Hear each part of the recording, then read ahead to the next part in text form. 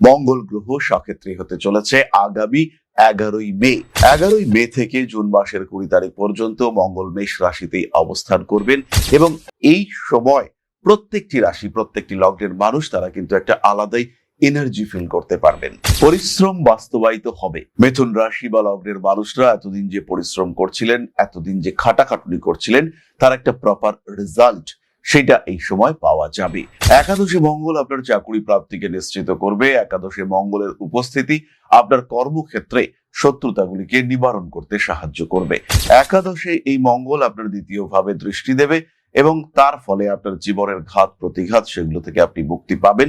কোনো একটা টাকার রিকোয়ারমেন্ট হয়েছিল, সেই টাকা পয়সা পাওয়ার কথা হয়েছিল, হঠাৎ করেই সেই টাকা পয়সা পেয়ে যাওয়ার একটা সম্ভাবনা সেটা তৈরি হতে দেখতে পাওয়া যাবে। হাতে বেশ কিছুটা অর্থ প্রাপ্তির সংযোগ এটা তৈরি হবে আপনার ক্ষেত্রে এবং অর্থনৈতিক ক্ষেত্রে তীব্র উন্নতির সুযোগ সেটা আসতে দেখতে পাওয়া যাবে। এই সঙ্গে সঙ্গে আপনার 5th হাউসের উপরে মঙ্গলের দৃষ্টি থাকবে। রিলেশনশিপ ওরিয়েন্টেড কিছু একটা চেঞ্জ এটা কিন্তু এই সময় হতে পারে। জীবনে নতুন কোনো সম্পর্ক আসার সম্ভাবনা রয়েছে এবং বেশ একটা পার্মানেন্ট রিলেশনশিপ সেটা কিন্তু এই সময় আসতে পারে। সুতরাং মিথুন রাশি বা লগ্নের মানুষদের জন্য একটা স্টেবল পরিবর্তনের চিন্তা ভাবনা, সূত্রপাত, প্ল্যানিং এইটা কিন্তু করা যেতে পারে। মঙ্গলের এই একাদশে প্রবেশ আপনার অ্যাক্টিভিটিকে বাড়াবে, আপনাকে আর একটু অ্যাগ্রেসিভ করে তুলবে। আপনার যে কাজগুলো হচ্ছিল না সেগুলো কমপ্লিট করবার জন্য আপনাকে ছুটতে দেখতে পাওয়া যাবে। এই সময় আপনার কোনো ডিসিশন সেটা যেন নেগেটিভ না হয়। এই সময় আপনার কোনো ডিসিশন যেন আপনাকে অস্থির করে না তোলে। এই বিষয়গুলি খেয়াল রাখতে হবে এবং এই বিষয়গুলি মাথায় রেখেই আপনাকে ডিসিশন নিতে হবে। 11ই মে থেকে 20 জুন মৃগশিরা নক্ষত্র মঙ্গলের এই সঞ্চার উপভোগ করতে পারবেন, কারণ মৃগশিরার অধিপতি স্বয়ং মঙ্গল। হালকা কেটে কুটে যাওয়ার সম্ভাবনা আছে, অর্থভাগ্য ভালো হচ্ছে, বিভিন্ন দিক থেকে সাকসেসফুল হওয়ার সম্ভাবনা সেটাও তৈরি হচ্ছে। কিছু একটা ঘটনা ঘটলো, আপনি বুঝতে পারলেন চক্রান্ত হচ্ছে, কিন্তু কে করেছে সেই চক্রান্ত তাকে আইডেন্টিফাই করতে পারলেন না। এটা মৃগশিরার সঙ্গে ঘটতে পারে। 11ই মে থেকে 20 জুন আর্দ্রা নক্ষত্রের মানুষদের কিন্তু বেশ সাবধানতা অবলম্বন করতে হচ্ছে। বিশেষ করে সিদ্ধান্ত গ্রহণ করবার সময় যথেষ্ট সচেতন থাকতে হবে। আরো একবার নিজের জীবন শুরু করবার প্রচেষ্টা সেটা আপনার ক্ষেত্রে দেখতে পাওয়া যাবে। ঝাঁপিয়ে পড়ার মানসিকতা সেটা আপনার ক্ষেত্রে সৃষ্টি হতে দেখতে পাওয়া যাবে।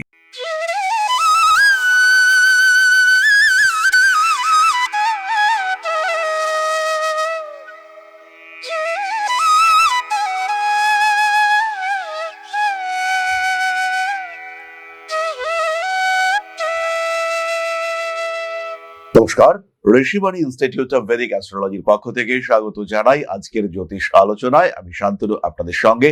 আলোচ্য বিষয় বিশুদ্ধ জ্যোতিষ। মঙ্গল গ্রহ সক্ষেত্রী হতে চলেছে আগামী 11ই মে। 11ই মে থেকে জুন মাসের 20 তারিখ পর্যন্ত মঙ্গল মেষ রাশিতেই অবস্থান করবেন এবং এই সময় প্রত্যেকটি রাশি, প্রত্যেকটি লগ্নের মানুষ তারা কিন্তু একটা আলাদাই এনার্জি ফিল করতে পারবেন। আজকে আমরা আলোচনা করব মিথুন রাশির বিষয়ে। কালপুরুষের তৃতীয় রাশি, বুধের দ্বারা প্রভাবিত এই রাশি তার একাদশে ষষ্ঠপতি মঙ্গল প্রবেশ করেছেন। পরিশ্রম বাস্তবায়িত হবে। মিথুন রাশি বা লগ্নের মানুষরা এতদিন যে পরিশ্রম করছিলেন, এতদিন যে খাটাখাটুনি করছিলেন, তার একটা প্রপার রেজাল্ট সেটা এই সময় পাওয়া যাবে। মিথুন রাশি বা লগ্নের মানুষ তাদের রোগ এবং রিপু নিবারণের ক্ষমতা সেটা বাড়তে দেখতে পাওয়া যাবে। বিভিন্ন ধরনের শত্রুতা তাদেরকে দমন করে মিথুন রাশি বা লগ্নের মানুষ তারা কিন্তু বেশ অজেয় হয়ে উঠবেন। তারা কিন্তু জীবনের বেশ কিছু ঘাত প্রতিঘাত প্রতিবন্ধকতা সেগুলোকে অতিক্রম করে নিজের একটা ক্ষেত্র, নিজের একটা জায়গা তৈরি করতে পারবেন।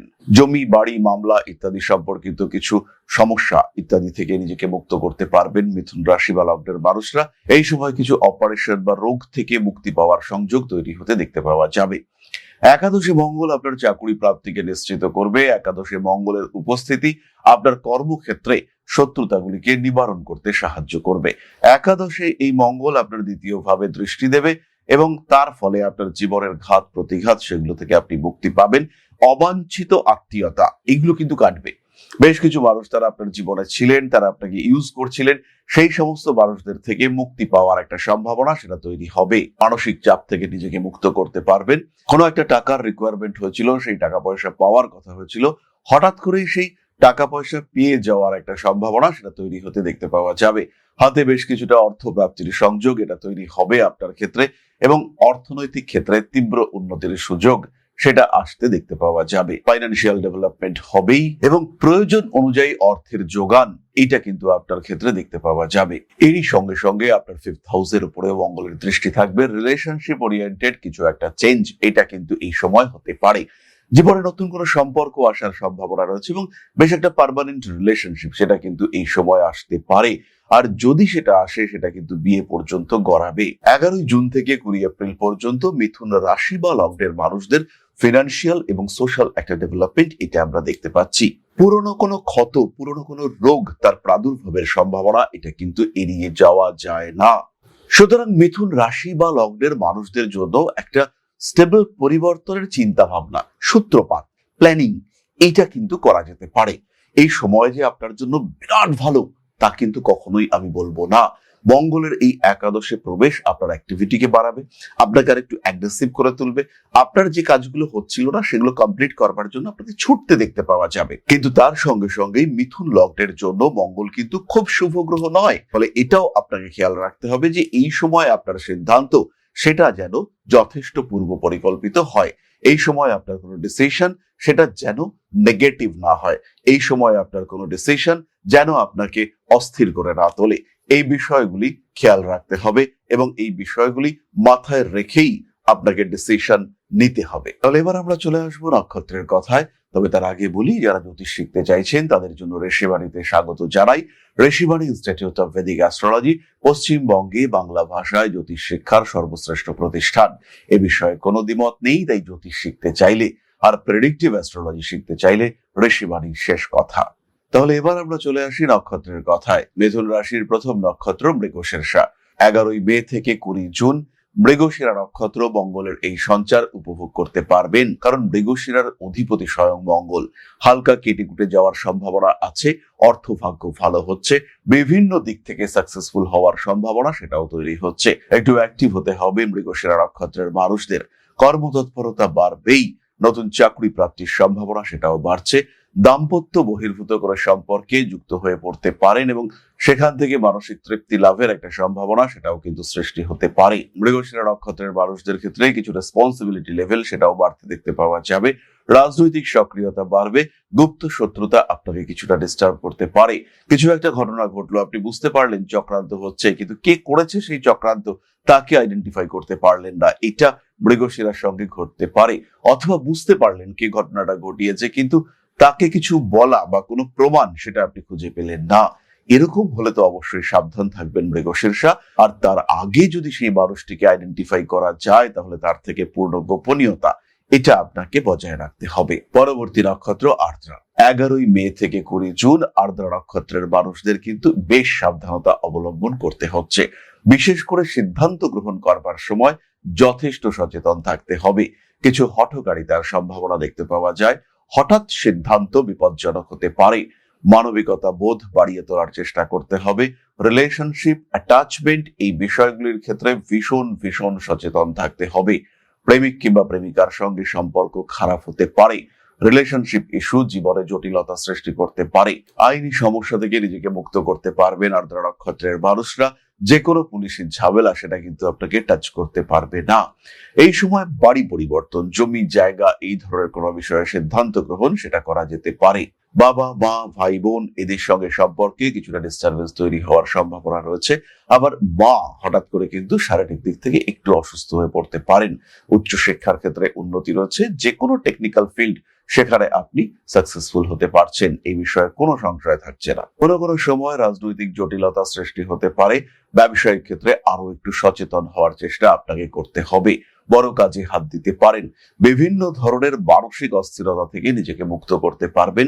আরো একবার নিজের জীবন শুরু করবার প্রচেষ্টা সেটা আপনার ক্ষেত্রে দেখতে পাওয়া যাবে। ঝাঁপিয়ে পড়ার মানসিকতা সেটা আপনার ক্ষেত্রে সৃষ্টি হতে দেখতে পাওয়া যাবে। পরবর্তী নক্ষত্র পুনর্বসু। 11ই মে থেকে 20 জুন পুনর্বসু নক্ষত্রের মানুষদের অ্যাক্টিভিটি লেভেল কিন্তু অনেকটাই বেশি। স্মৃতিশক্তি বাড়ছে, পড়াশোনার ক্ষেত্রে ইমপ্রুভমেন্ট দেখতে পাওয়া যাবে এবং তাদের যে নমনীয় মানসিকতা আমরা দেখতে পাই তার একটা বড় পরিবর্তন, একটা অ্যাগ্রেসিভ চেঞ্জ সেটা কিন্তু আমরা দেখব। যে কোনো বাধা বিপত্তি কাটিয়ে উঠতে পারবেন পুনর্বসু এবং এই সময় পুনর্বসু নক্ষত্রের মানুষদের কনস্ট্রাকটিভ থিঙ্কিং সেটাও বাড়তে দেখতে পাওয়া যাবে। এক ধাক্কায় নিজের ক্ষেত্রটিকে আরো ডেভেলপড করে তোলার জায়গা বা সুযোগ, সেটা কিন্তু পুনর্বসু নক্ষত্রের মানুষরা প্রাপ্ত হবেন। পুনর্বসু নক্ষত্রের মানুষদের ক্ষেত্রে কোনো কোনো বিশেষ বিষয়ে অস্থিরতা বৃদ্ধির একটা সম্ভাবনা রয়েছে। তারা কিন্তু চটজলদি রেগে যাবেন। এই বিষয়টি পুনর্বসু নক্ষত্রের জন্য বেশ বিপজ্জনক। নান্দনিক কাজকর্মের প্রতি আগ্রহ বাড়তে দেখতে পাওয়া যাবে। ধীরে ধীরে নিজের অভিলক্ষ্য স্থিরীকরণ, নিজের ক্ষেত্রটিকে আইডেন্টিফাই করা, কোন দিকে আপনি যাবেন তাকে চেনা, এই প্রত্যেকটি বিষয়ের ক্ষেত্রে কিন্তু আপনাকে খেয়াল রাখতে হবে এবং নিজেকে আরো পরিচিত করে তোলার চেষ্টা এটা অবশ্যই করতে হবে। রাজনৈতিক ক্ষেত্র পরিষ্কার হতে চলেছে। কর্মক্ষেত্রে রিকগনিশন পাবেন। কোনো প্রমোশন, কোনো ডেভেলপমেন্ট, কোনো চেঞ্জ, নতুন চাকরি জয়েন করতে চাইছেন, সেটাও কিন্তু আপনার ক্ষেত্রে হতে হবে। সাবধান হতে হবে ইলেকট্রনিক ট্রানজাকশনের ক্ষেত্রে, সাবধান হতে হবে ডিজিটাল ট্রানজাকশনের ক্ষেত্রে। ফোন পে, জিপে, এই ধরনের যে সমস্ত অ্যাপ আমরা ব্যবহার করি এবং যেগুলির মাধ্যমে আমরা টাকা পয়সার আদান প্রদান করি, এই সময় কিন্তু সাবধান হতে হবে। পুনর্বসুকে হঠকারিতা, হঠাৎ সিদ্ধান্ত, এগুলো গন্ডগোল করে ফেলতে পারেন এবং ভুল বাটন টিপে ফেলার টেন্ডেন্সি এটা দেখতে পাওয়া যায়। কোনো ভুল মেল আপনার মাধ্যমে চলে যেতে পারে। তাহলে এবার আমরা চলে আসবো প্রতিকারের কথায়।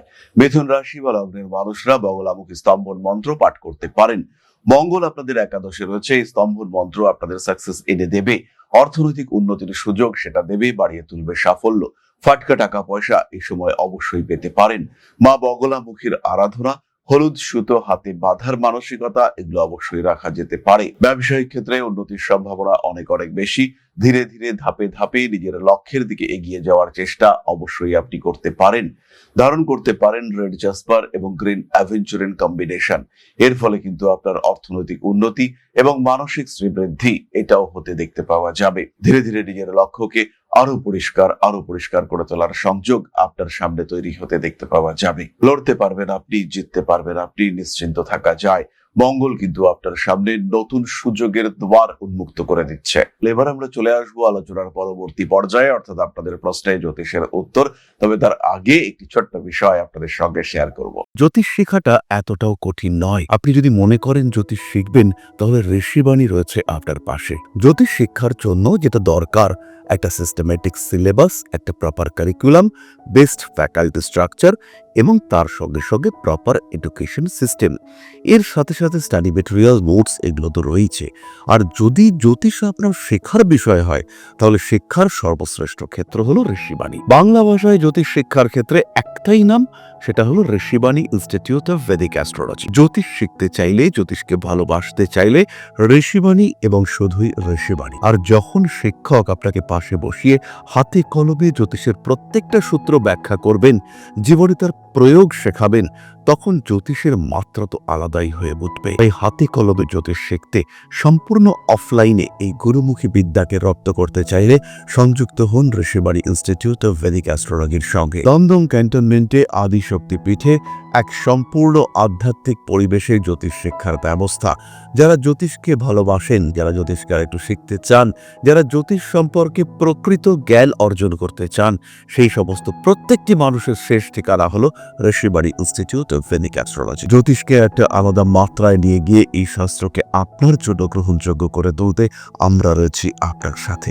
যখনই সমস্যা, তখনই আমরা করব আপনাকে সাপোর্ট। জীবনের বাধা বিপত্তি অতিক্রম করতে, নিজের পেশাগত দিক থেকে আরেকটু বলবান করে তুলতে, অর্থনৈতিক দিক থেকে নিজেকে আরেকটু সমৃদ্ধ করে তুলতে এবং একটা সম্মানিত অবস্থান গ্রহণ করতে সরাসরি সংযুক্ত হন Rishibani institute of Vedic astrology. আজই কল করুন ঋষিবাণী ইনস্টিটিউট অফ ভেদিক অ্যাস্ট্রোলজিতে। তাহলে এবার আমরা চলে আসবো আপনাদের প্রশ্ন পর্যায়ে। প্রশ্ন করেছেন সুব্রত কুমার পাল, 5/2/1999, 4:30 AM, হাবড়া। ম্যারেজ কবে হবে আর ম্যারিড লাইফ কেমন হবে? সুব্রত বাবু, প্রথমেই দেখুন, এইখানে 2027 এন্ড থেকে বিবাহ যোগ শুরু হচ্ছে। যেই মুহূর্তে কন্যা রাশিতে দেবগুরু বৃহস্পতি প্রবেশ করবেন, সেই সময় বিবাহ হওয়ার সম্ভাবনা। ম্যারিড লাইফ নিয়ে অল্প বিস্তর দুশ্চিন্তা রয়েছে। দেশের বাইরে, রাজ্যের বাইরে কোনো কাজকর্মে যদি আপনি থাকেন আর আপনার মিসেস তিনি যদি আপনার থেকে কিছুটা সময়ের জন্য দূরে থাকেন, অন্তত বছর 3 জন্য, তারপরে ম্যারিড লাইফ কিন্তু ভালো হতে দেখতে পাওয়া যাবে। নিশ্চিন্তে থাকুন, নিজের প্রফেশন, নিজের আর্নিং, নিজের ডেভেলপমেন্ট এবং ক্যারিয়ারে নজর দিন। বিয়ে তো হবেই। তাহলে আজকের আলোচনা আমরা আর দীর্ঘায়িত করব না। সবাই সুস্থ থাকুন, ভালো থাকুন। মা শ্রী শ্রী আদিশক্তির পূর্ণ আশীর্বাদ বর্ষিত হোক আপনাদের উপর। সমৃদ্ধ, আরো সমৃদ্ধ হয়ে উঠুক আপনাদের প্রত্যেকের জীবন। জয় মা আদিশক্তি। নমস্কার।